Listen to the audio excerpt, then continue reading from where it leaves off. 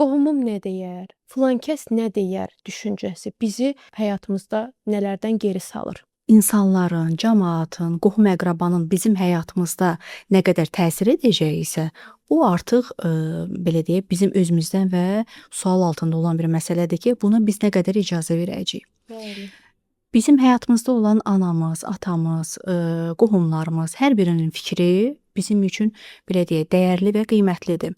Amma bu o demək deyil ki, bizim fikirlərimiz bəzən tərs gələ bilər. Valideynimizə uyğun olan bizə uyğun olmaya bilər. Təbii Bir ki. ailədə böyüyüb fərqli seçimlər eləyə bilərik. Bu bir ailəyə qarşı tərs gəlmək deyil.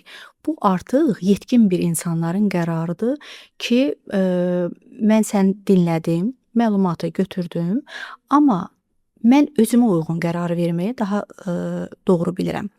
Təbii ki, bunu yumşaq, səmimi bir formatda deməyimiz daha məsləhətli olardı. Valideynlərimizin, qohumlarımızın tövsiyələrinə qulaq asmaq yaxşı hal olduğu qədər də biz bir faktı unutmamalıyıq ki, etdiyimiz seçimləri, nəticələrini bir ömür biz yaşayacağıq.